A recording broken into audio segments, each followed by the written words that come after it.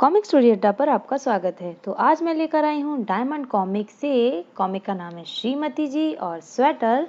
तो टाइम ना वेस्ट करते हुए आप लोग चैनल को कर लीजिए सब्सक्राइब और हम लोग पढ़ते हैं सीधे कॉमिक की तरफ। तो हमारी पहली कॉमिक है स्वेटर। ऊन ला दो तो स्वेटर बना दूं। सच शीला, मैं अभी बाजार से लेकर आया। बढ़िया ऊन देना। कौन सा रंग? कोई शेख सा जो मुझ पर खिले। अच्छा लीजिए। लो शीला, अब कोई स्वेटर की किताब लाओ जिसमें तरह तरह की डिजाइन हो। अभी लाया। स्वेटर की डिजाइनों की किताब देना। यह भी ले लो, ले आया। और लो भाई, स्वेटर बनकर तैयार और बिन भी गया, लेकिन वो किसी और के लिए था। बातें और बातें। किशोर, मैं शीला को रात के डिनर का न्योता देने आ रही थी। गोगी, तुम जाओ, मैं शीला से कह दूंगा कि डिनर पर तुम उसका इंतजार करोगी। धन्यवाद। शीला, एक बात कहनी है। ठहरो, पहले मैं टेलीफोन सुन लूं। तुम जो कुछ कहना चाहते हो बाद में कहना। हाय शीला। हाय मीशा, मुद्दत हो गई तुम्हें मिले हुए। मीशा, मैं तो धर्मेंद्र की फैन हूँ। लगता है शीला को फोन पर काफी देर लगेगी। क्यों ना तब तक मैं पास के सिनेमा घर में मैटिनी शो देखाऊं। हाँ, वह पार्टी ग्रेट थी। एक टिकट 6:40 का। ओह, यहाँ तो शो देख रहा है।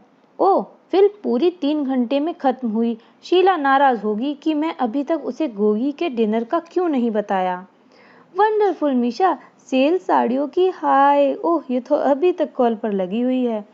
गोगी, मैं ये बताने आया हूँ कि तुम डिनर पर शीला का इंतजार न करना, वह आज व्यस्त है। हा हा हा। चंदा। नेक्स्ट स्टोरी है चंदा। गोगी, महिला समिति के लिए किस किसने चंदा दिया है? किसी ने भी नहीं। लेकिन एक प्राणी ऐसी है जिसे चंदा मिलने की मुझे उम्मीद है, वह है शीला। वो कंजूस। तुम्हारा चंदा इकट्ठा करने का तरीका गलत है। जिससे चंदा मांग रही हो, पहले खुश करना चाहिए। खुशी खुशी तो आदमी जान भी दे देता है। आओ मेरे साथ। शीला, हमने एक महिला समिति बनाई है। अच्छा, वो क्या काम करेगी? हम समिति औरतों को सौंदर्य प्रसाधनों के उपयोग बताएंगे, जैसे मेहंदी लगाने के तरह तरह के तरीके। मेहंदी लगाना कौन सिखाएगा? मैं। अच्छा, तो पहले मेरे हाथ पर मेहंदी लगा कर दिखाओ। अभी लो। ये लो, लग गई मेहंदी। वाह रामी, तुमने तो सचमुच बड़ी उत्कृष्ट मेहंदी सजाई है। यही मौका है चंदा मांगने का। शीला, हमें उम्मीद है कि तुम हमारी समिति के लिए दिल खोलकर चंदा दोगी। तुम तो जानती हो कि मेहंदी लगे हाथ से चेक नहीं लिखा जा सकता। आहा, टाल दिया। अगली कॉमिक बहाना। ये भाई, क्या हुआ इन्हें? किशोर भैया, यहाँ क्यों चहलकदमी कर रहे हो? घर क्यों नहीं जाते? गोगी, घर में घुसते ही शीला मुझे ढेर सारे काम बता देगी। बच्चों को होमवर्क कराओ, चारपाई कस दो, दीवार के जाले उतारो, चक्की के आटा पिसवा कर लाओ वगैरह। मैं इन कामों से बचने का बहाना ढूंढ रहा हूँ। बड़ा आसान है, बीमार पड़ जाओ, मरीज से थोड़े ही कोई काम करवाता है। आइडिया। धन्यवाद गोगी। किशोर, क्या बुखार है? हाँ। आज आराम करो। जब तुम घर में नहीं थे तो पीछे से मैंने बच्चों को होमवर्क करा दिया, चारपाई कस दी, जाले उतार दिए और आटा पिसा लाई। तुम्हारे लिए पनीर के पकौड़े और कटलेट बनाए थे जो तुम्हें बहुत पसंद हैं। लेकिन डॉक्टर बीमार को तली चीजें खाने मना करते हैं, इसीलिए इन्हें वापस ले जा रही हूँ। बेचारा। अगली कॉमिक है बॉयफ्रेंड। शीला, क्या बात है, आज घर को बड़ा सजाया जा रहा है। मेरे कॉलेज के दिनों का सहपाठी दिलीप आ जा रहा है। कॉलेज के दिनों का सहपाठी? क्या वो शादीशुदा है? नहीं, उसने अभी तक शादी नहीं की। क्या वह तुम्हारा दोस्त था? दिलीप पढ़ने में होशियार था, हमारा किताबों का आदान प्रदान होता रहता था। कॉलेज के अलावा तुम दोनों का और कहीं भी मिलना होता था? एक दो बार हम दोनों फिल्म देखने गए। अगर मेरी शादी तुम्हारे साथ न होती तो शायद दिलीप के साथ होती। हाँ, देखता हूँ ये मर्द देवदास मेरे घर में कैसे घुसता है। शेरू, इससे पहले कोई आदमी इस घर में कदम रखे उसे दूर तक खदेड़ाना, समझे?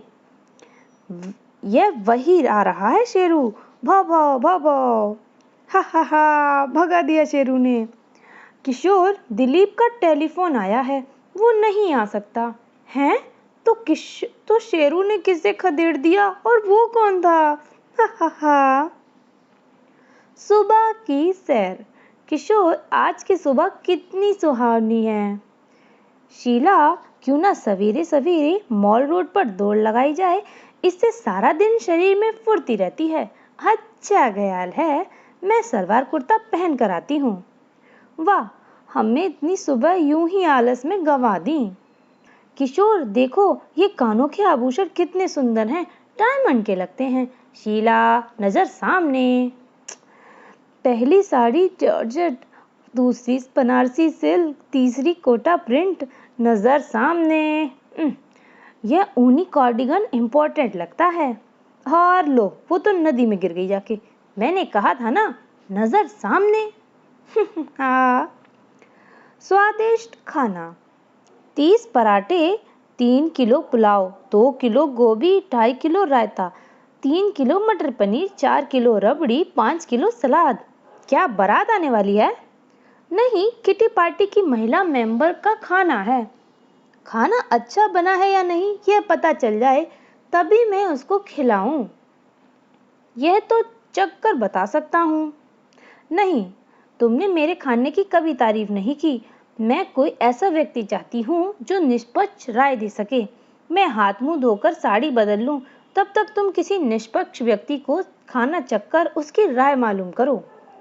गोगी, शीला का बनाया हुआ खाना खाकर राय दे सकती हो? क्यों नहीं। यह रहा, खाकर बताओ कैसा बना है। जरूर। हम किटी पार्टी की मेंबर्स हैं। बैठिए, शीला आपका इंतजार कर रही है। मेंबर्स खाने का इंतजार कर रही हैं।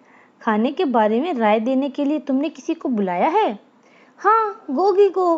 गोगी, क्या सचमुच लाजवाब बना है। वो सारा चट कर गई।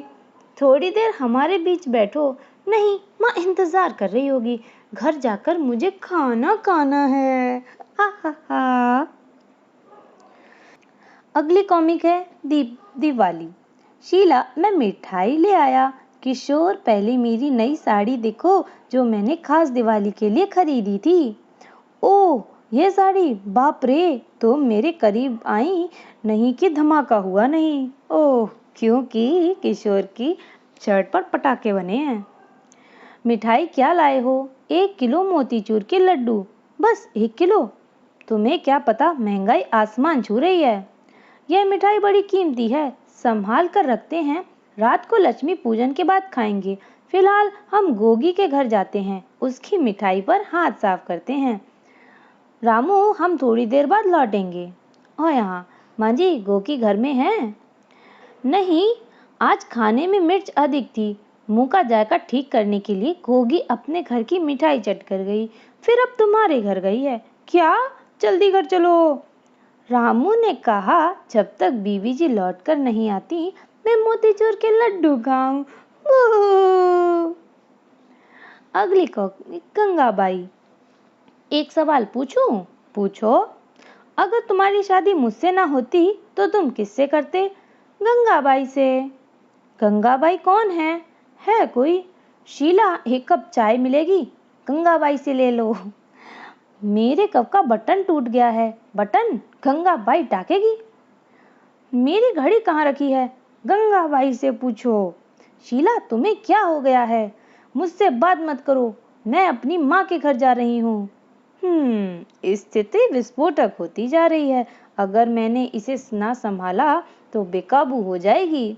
शीला, जरा सोचो, मैं तुम्हें छोड़कर और किसके प्यार कर सकता हूँ? अगर मेरी शादी तुमसे ना होती तो मैं सारी उम्र कुंवारा रहता। और वो गंगाबाई? गंगाबाई अंडमान निकोबार की सबसे बूढ़ी महिला है, जिसकी उम्र 105 वर्ष है। ओह किशोर, तुम कितना मजाक करते हो। एक और सवाल पूछूं? बिल्कुल नहीं। हा हा हा। अगली कॉमिक है उम्र। शीला, गोगी, तुम्हें मिले एक मुद्दत हो गई है। चलो थोड़ी देर मिसेस पंपोज से गपशप मारकर चलेंगे। कहाँ से आ रही हो? मिसेस रामी की बर्थडे पार्टी से। अच्छा, कितनी उम्र हो गई उनकी? वह बर्थडे केक पर मोमबत्तियां नहीं लगाती, कहीं उनकी सही उम्र पता न चल जाए। पता नहीं औरतों में उम्र छुपाने की बीमारी कब जाएगी। उम्र को बांधकर थोड़े ही नहीं रखा जा सकता है।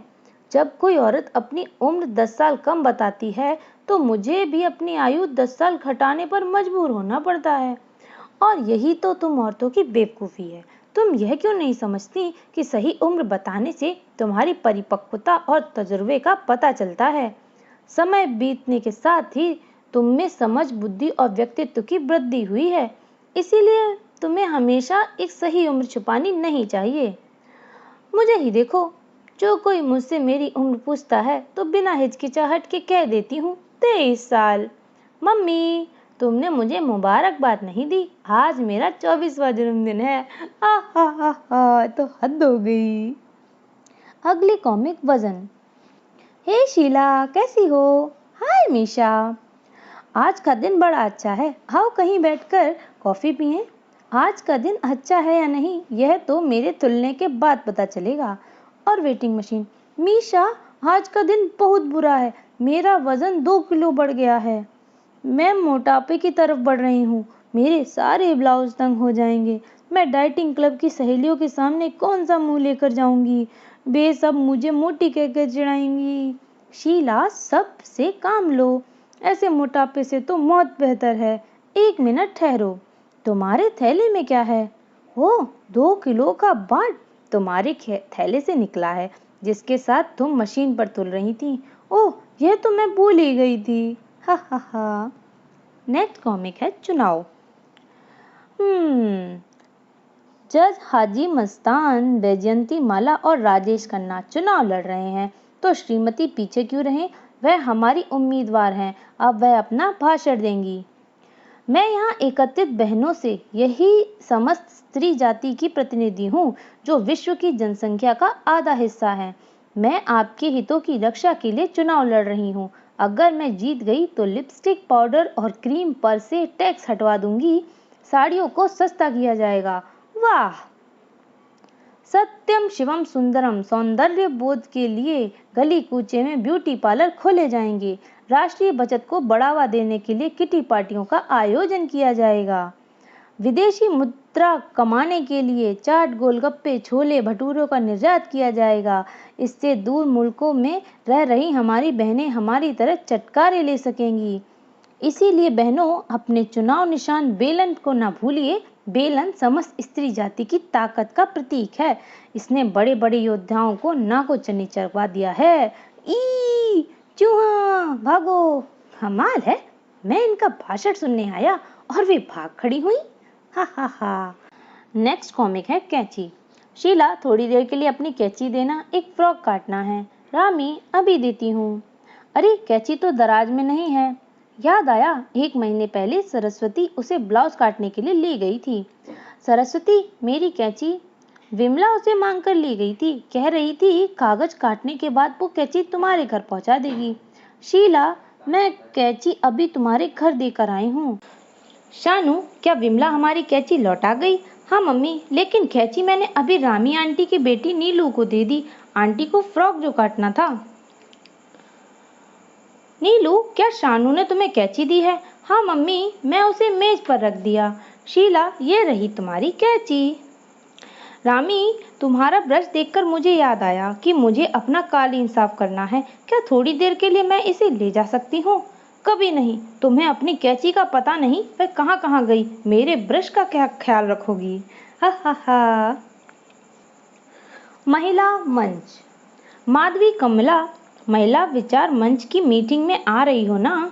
नहीं, हम स्कूल में बच्चों का एडमिशन कराने जा रहे हैं। खुद गर्ज, लगता है शीला आजकल लीडर का भूत सवार है। गोगी, महिला विचार मंच की मीटिंग में चल रही हो ना? नहीं, एक सहेली ने मुझे खाने पर बुलाया है। उसके यहाँ पुलाव, पनीर, पकौड़ा, समोसे, चमचम, रसगुल्ले सब कुछ मिलेगा।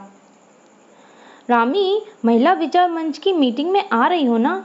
नहीं, मेरी अपनी बड़ी समस्या है। तुम औरतों की यही सबसे बड़ी बुराई है। तुम अपने व्यक्तिगत स्वार्थों के आगे सारे समाज की महिलाओं के हितों को तिलांजलित कर देती हो। महिलाओं पर अत्याचार, उनका शोषण, आए दिन उनका जलना मरना, दहेज प्रथा जैसी ज्वलंत प्रथाओं के विचार करने के लिए तुम्हारे पास वक्त ही नहीं। शीला, मुझे माफ कर दो, मैं तुम्हारे साथ चलूंगी। सच? रामी, हम अपने घर जाकर कपड़े बदलकर 1 घंटे बाद यहीं मिलेंगे, फिर दोनों इकट्ठे जाएंगी। ओह, गड़बड़ हो गई। रामी, मुझे अफसोस है कि मैं मीटिंग में नहीं जा सकूंगी। मेरे पास पहनने लायक कोई नई साड़ी नहीं है। पुल पर, उस पुल पर कौन खड़ा है? अरे, वह तो शीला है। शीला, यह जर्जर लकड़ी का पुल बहुत पुराना है। इसकी तख्ता कभी निकल सकता है। इस पर खड़ा होना खतरे से खाली नहीं। अरे बाप रे, ऐसी बात? गोगी, मेरा पर्स वहीं रह गया। फिक्र ना करो, मैं अभी पर्स लाती हूँ। गोगी चल दी और धड़ाक, गोगी ही गिर गई।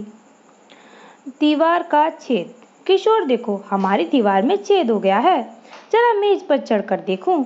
हो, इस छेद में पड़ोसियों का घर दिख रहा है। उनकी सारी गतिविधियां दिख रही हैं। पति पत्नी में जबरदस्त लड़ाई जारी है। तुम नहीं, तुम। मियाँ बीबी की लड़ाई देखने में बड़ा मजा आ रहा है। शीला, तुम्हें पड़ोसी के यहाँ ताक-झाक नहीं करनी चाहिए। ठीक है, दीवार पर स्प्रे पेंट मैं ही कर देता हूँ। अब पड़ोसन नौकरानी से झगड़ रही है। अब वो अपने बच्चों को मार रही है। और यहाँ, ओह, इस छेद को अभी बंद करवा दो। अगली कॉमिक, टीवी। सरकार ने टीवी का दूसरा चैनल शुरू करके बड़ा अच्छा काम किया। चैनल 7 पर फुटबॉल का फाइनल मैच आ रहा है। फुटबॉल मोहन बगान के फॉरवर्ड के पास। अरे, चैनल 4 पर कुमारी कुचिपुड़ी सुब्रमण्यम का भरतनाट्यम आ रहा है। एक लंबी केक। 4 चैनल भरतनाट्यम देखूंगी। ता थई थई, बदतमीजी की भी हद होती है। मैं फुटबॉल फाइनल का हफ्ते भर से इंतजार कर रहा था, इसीलिए अभी चैनल 4 नहीं 7 चलेगा। तुम्हारे मैच के चक्कर में भरतनाट्यम निकल जाएगा, इसीलिए चैनल 7 नहीं 4 चलेगा। अब चैनल बदलो, मुझसे बुरा कोई ना होगा। टीवी को हाथ मत लगाओ। चैनल 7 4 7 4 और कड़ाक।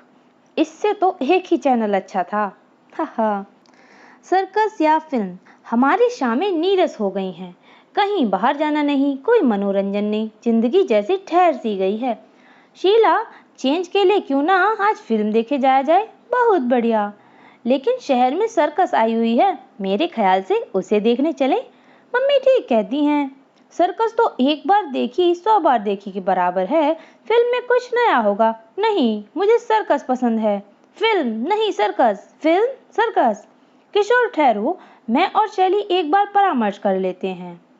मम्मी, चलो पापा का मन रख लेते हैं, फिल्म दिखाते हैं। शैली, तुम ठीक कहती हो। और यहाँ, पापा, आपको कठोर नहीं होना चाहिए। मम्मी के लिए सर्कस ही दिखाते हैं। शानू, तुम ठीक कहते हो।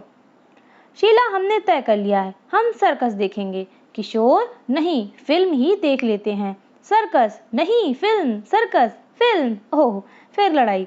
अगर कहीं सहमति नहीं तो घर पर ही बैठो। हा। अगली कॉमिक, गांव में। शीला, कहाँ जा रही हो? गोगी, गांव में, वहां रहने वाली ग्रामीण बहनों को हमारी मदद की जरूरत है। अरे, तुम्हारा बच्चा रो रहा है, उसे दूध क्यों नहीं पिलाती? अगर कोई उस भैंस को थामे तभी बच्चों को दूध पिलाऊं। तुम्हारी भैंस मैं पकड़ रखती हूँ, तुम बच्चे को दूध पिलाओ। ओह, रुको। ओह, भैंस भागी और शीला भी पीछे पीछे। इस मक्खन को बेचकर काफी पैसे आ जाएंगे। और तड़ाक, ओह, इस मक्खन के दाम भरने होंगे। शीला, लगता है गांव में अच्छी खातिर हुई, मुंह पर अभी तक मक्खन लगा हुआ है। हा। तो बताइए, आपको ये श्रीमती जी की कॉमिक कैसी लगी? कमेंट करके ज़रूर बताइएगा। मिलती हूँ नेक्स्ट कॉमिक में, तब तक आप लोग चैनल को सब्सक्राइब कर लीजिए। Thank you.